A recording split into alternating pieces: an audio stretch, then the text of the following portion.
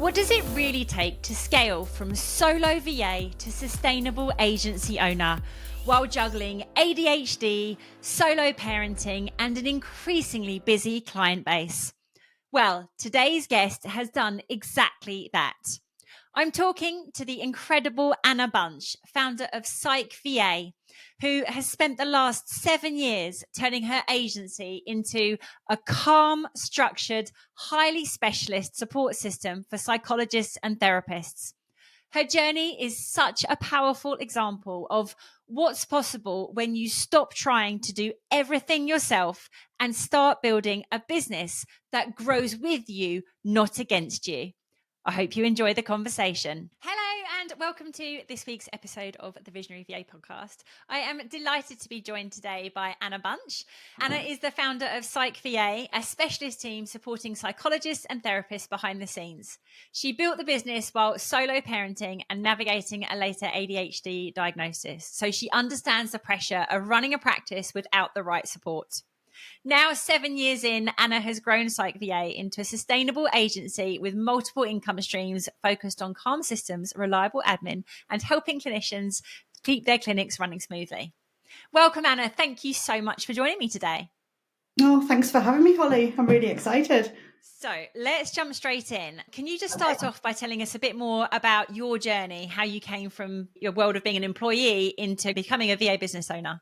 Like most things I do, things that just happen by accident. So I was employed. I've had various employed roles over the years: customer service, accounting, managerial roles, leading teams, dealing with government funding, audit and compliance. So a real mixed match of things. And then when I was on maternity leave, that'll be in 2016, I got made redundant and I just had no appetite to go back into the private training world I was in before.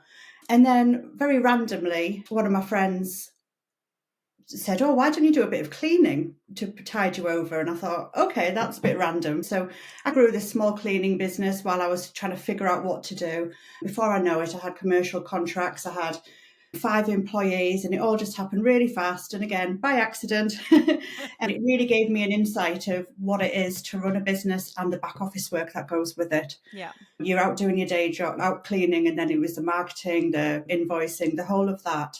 And I knew it wasn't sustainable with a 9-month-old baby, and it wasn't what I wanted to do. And one of my friends, who is a neuropsychologist, said, "Oh, I've got a VA and I pay her X amount an hour." And I was like, "I can do that for you." I'll do that. That sounds better than cleaning. Although I did love the cleaning and not having to think about anything.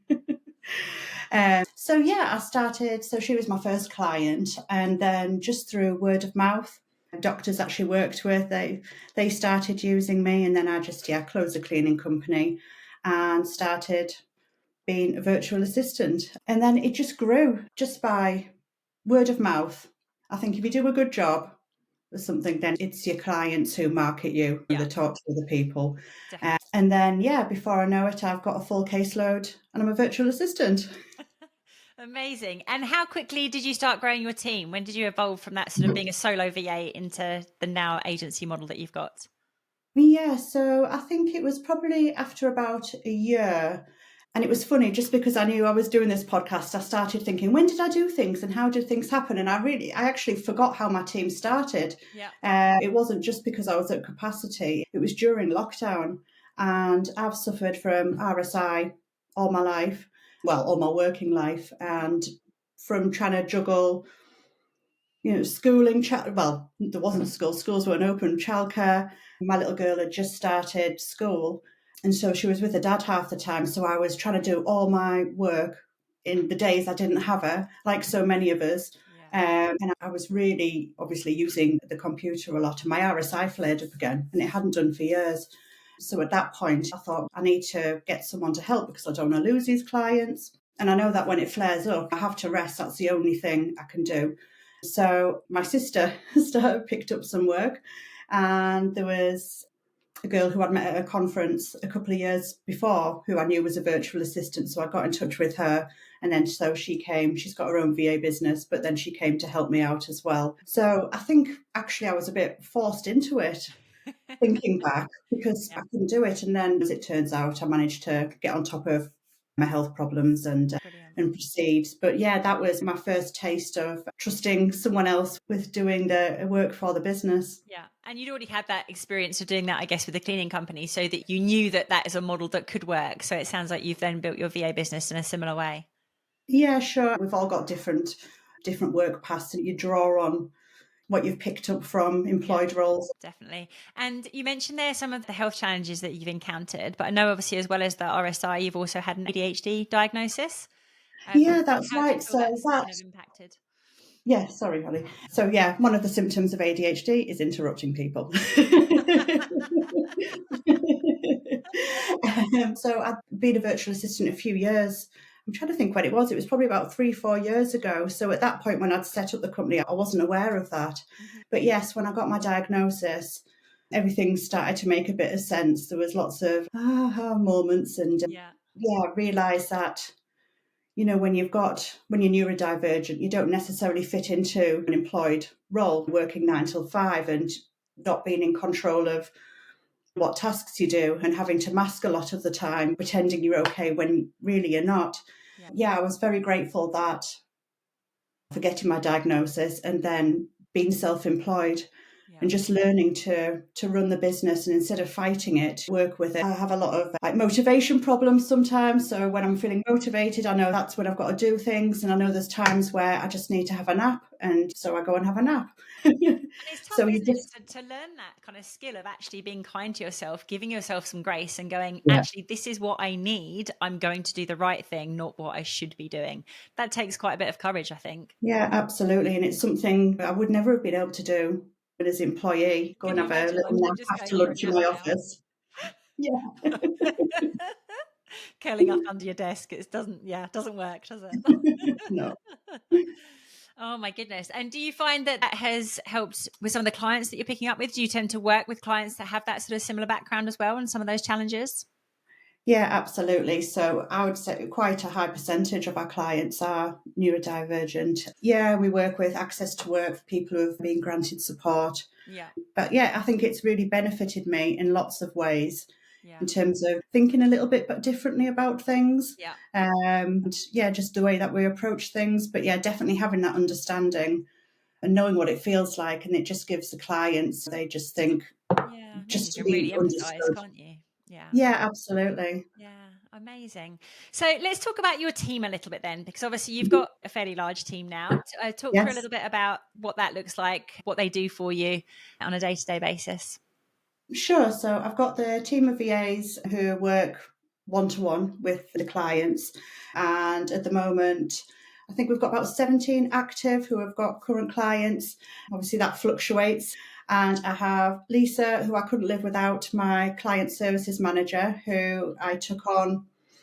She's a VA in her own right. I'm trying to think, probably about 4 or 5 months ago. So we're still working out her actual role, what she's doing for me, but she's just been brilliant. I actually interviewed her for an associate role earlier in the year. And even though it wasn't right for that client, when you meet someone and think, we're going to work together at some point, Yeah, and she I was just need in you. my head all that time.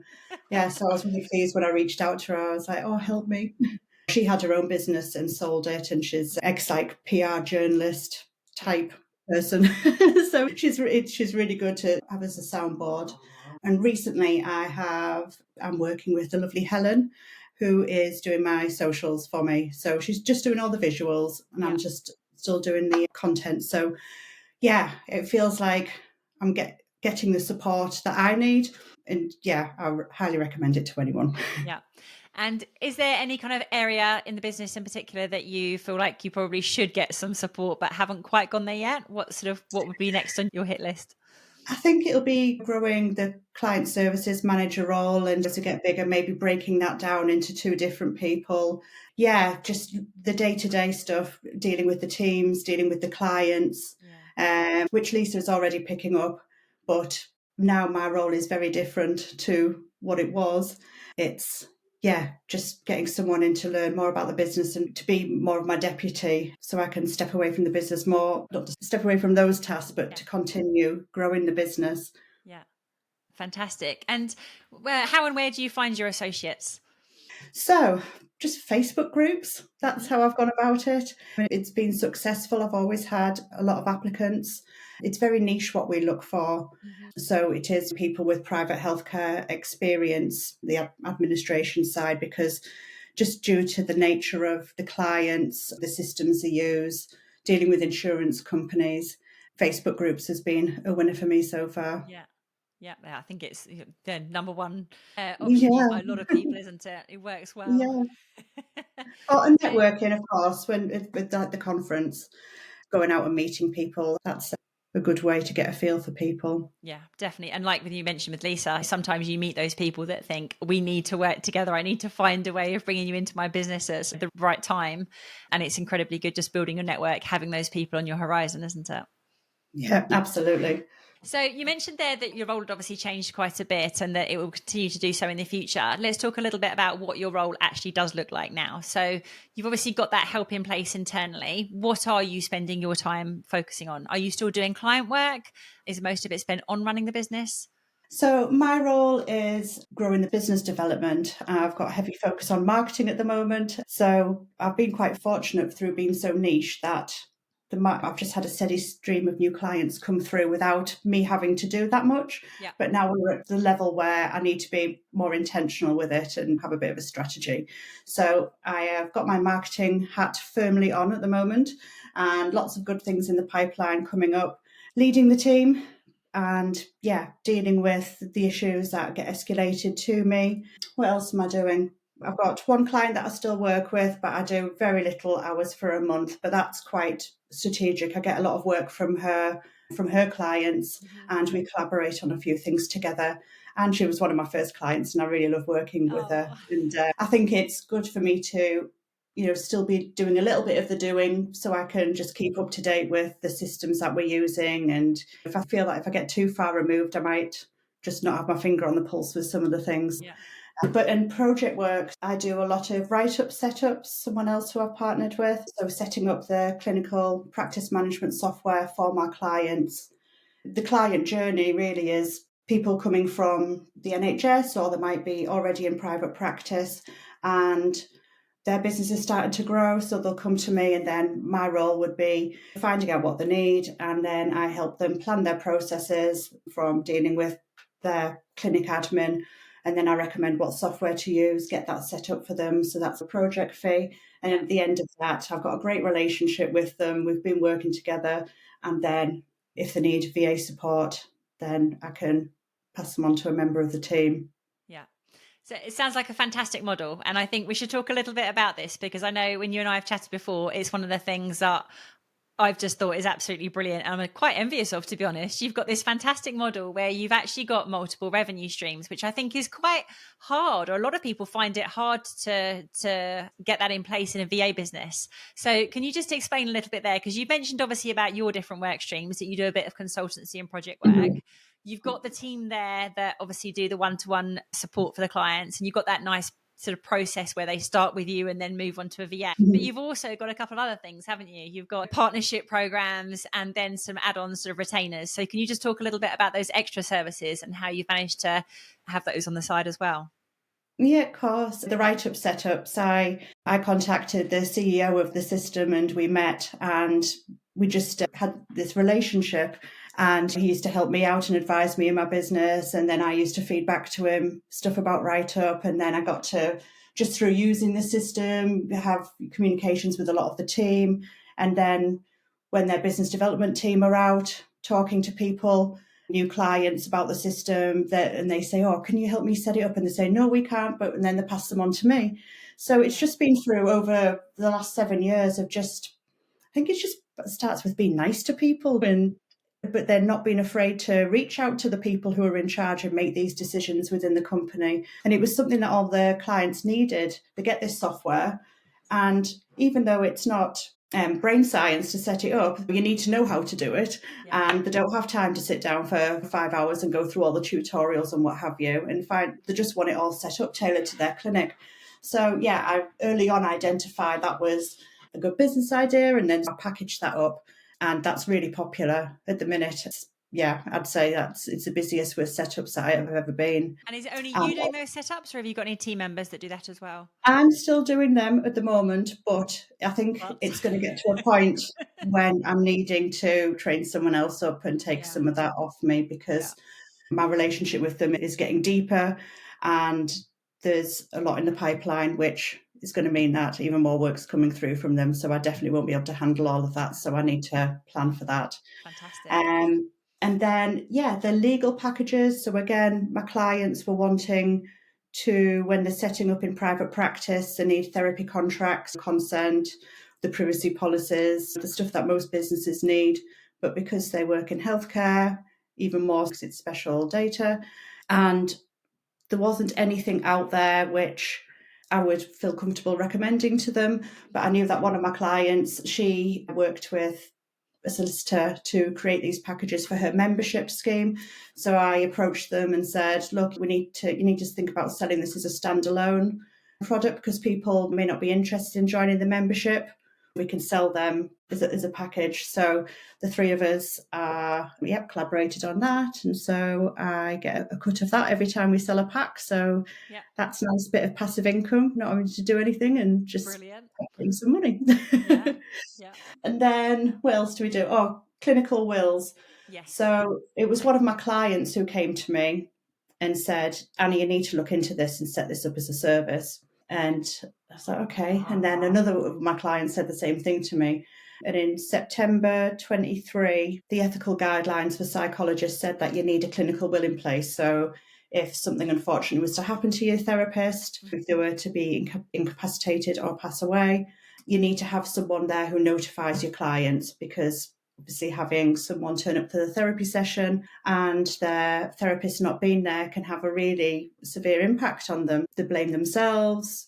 Not everyone, but there is patients out there that if that happened to, it would be detrimental to their mental health. So yeah, I worked for about a year with a lawyer trying to set all this up.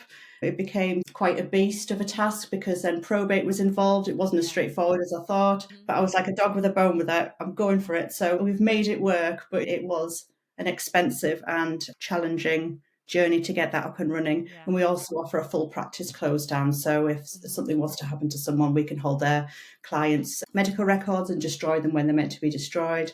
Let their accountants know, let the landlords know, close down their social media, a whole host of other things. So that Yeah. is, it's been a long time coming and getting set up. So I just need to get the word out there now. And that's one of the products that I'm pushing at the moment. Yeah. Yeah, all That's good. fantastic.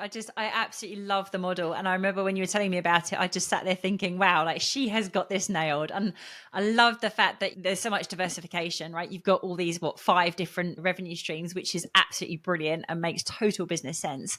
But also that you have been brave enough to just use that initiative and run with something. First of all, that contacting the Write Up CEO and just actually thinking, screw it, I'm going to do this. I'm going to get in touch with them. They need this. I need this. We can do something.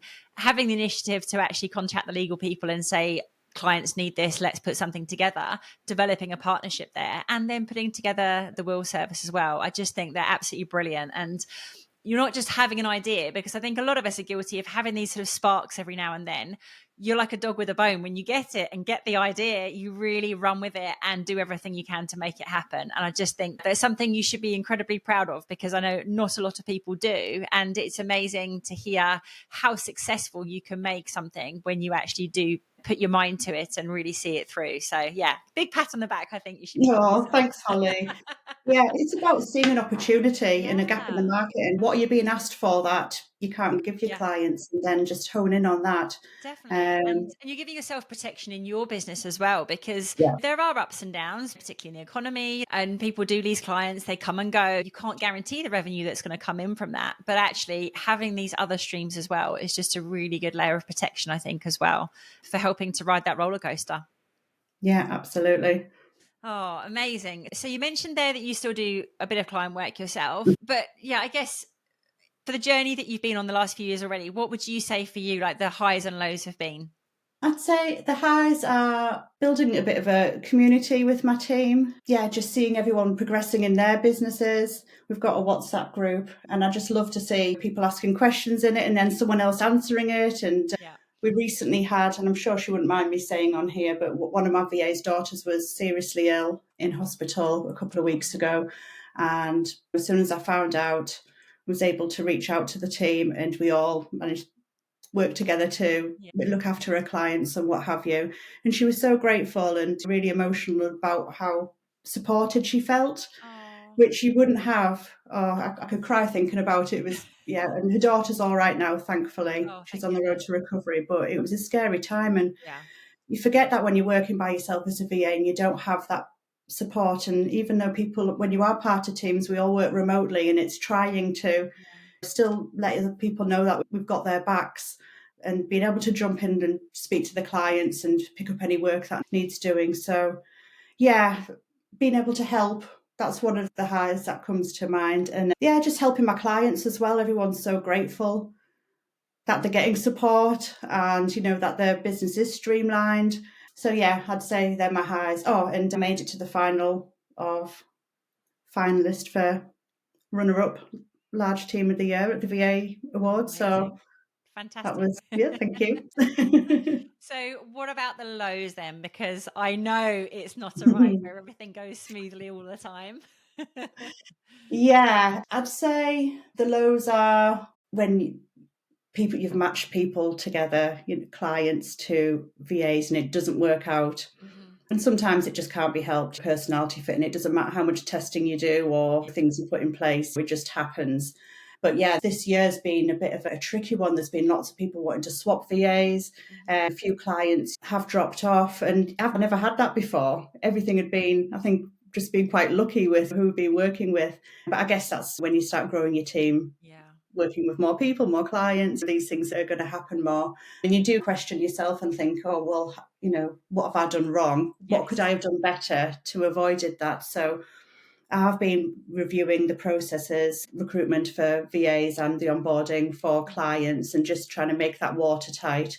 Yeah. So, yeah, I'd say that's one of the lows, and probably one of the hardest things in the business was when I had to go VAT registered, and none of my clients are VAT registered because they're all healthcare professionals. Mhm. So we're priced 20% more than all my competitors. We are one of the most expensive, and we don't get the money.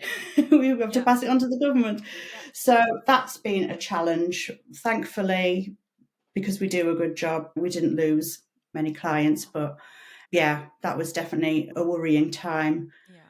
So it just means that we have to be as good as what our price is, and just make Yeah. sure that we go the extra mile and that we are delivering a premium service. Definitely. And I think that's really great for people to hear, because I think a lot of VAs, certainly when I talk to people with mentoring and things, they do have that concern about the VAT threshold and crossing that and then passing that cost on to clients. So I think it's really good to hear that you work with clients that don't charge VAT themselves, that Mhm. actually that they are prepared to suck that up because of the job that you do. So it just goes to show that actually you can be the most expensive. Someone's got to be, and that clients will pay for it if you do a good enough job for them and you're worth it. Yeah, absolutely. Yeah, really great to hear. So, is there anything differently or anything you do differently if you were starting again? I think what I've learned from working with lots of different VAs, it's we've all got different skill sets, but we all work differently as well. And I Mhm. think I might have been, in terms of onboarding new VAs and matching them to the right clients, doing more of a personality test kind of thing, or Yeah. working out, trying to ascertain how flexible they are, because you just kind of presume that everyone's as flexible or works the same Yeah. way that you do, but Yes.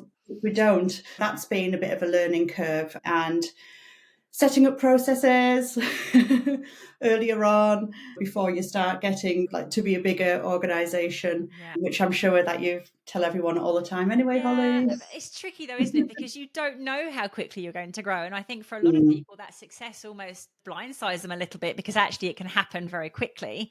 it can. The problem is that actually when it happens that fast and you haven't got those processes, you do have to go back and fill in the blanks, because otherwise you just become really unstuck. So I think, yeah, if you can have the foresight to build it as you go, it's definitely the preferred option, but the reality is very few of us get it right the first time around and have to revisit these things and put them in place properly afterwards. Yeah, absolutely. I mean, I was thinking about what I would change this morning, and then I was thinking, do you know what? I probably wouldn't change much more because Yeah, you learn from making these mistakes, and you have absolutely. to go through that pain to Yes. find out what works for you. Yeah. And I think you can have the perfect business theory and all the perfect processes from the start, but until you do it and just take the leap and try, yeah, every mistake you learn from. And as long as you go and try and improve it, you just got to move Yep. along. Yep. It's all you can do, isn't it? For sure. It is. Keep going. Oh, and so what about long-term goals? I mean, obviously you said about your focus being on your marketing at the moment. You've got all these great revenue streams. Is it just to continue to grow as you are now and just get bigger? What's the longer Yeah. term goal?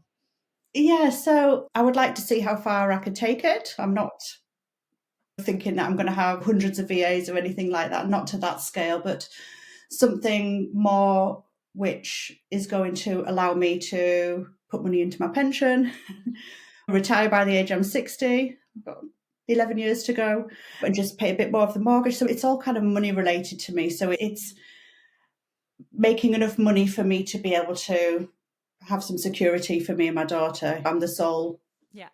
provider in the home, so it's down to Good for you. necessity. Yeah, it would be great to Yeah. think that when I'm ready to retire or what have you, that I've got a business that would be saleable. Yeah. That would be a bonus, but we can't rely on that. But that's what I'm working towards. Yeah. But then I'm thinking I might be bored not working.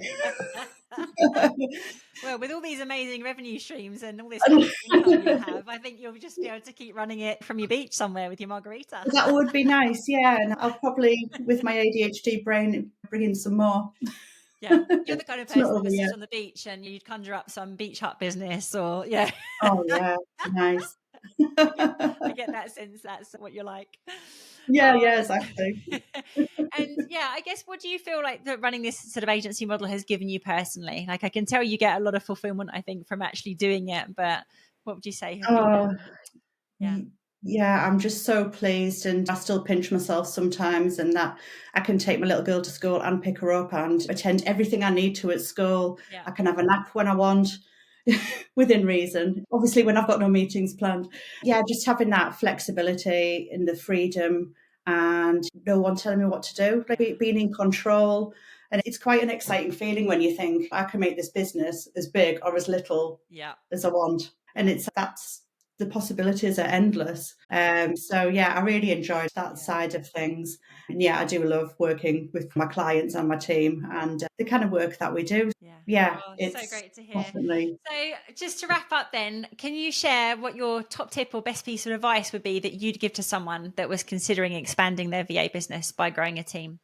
Yeah, I would say don't look at what other people are doing. Think about what you want to do.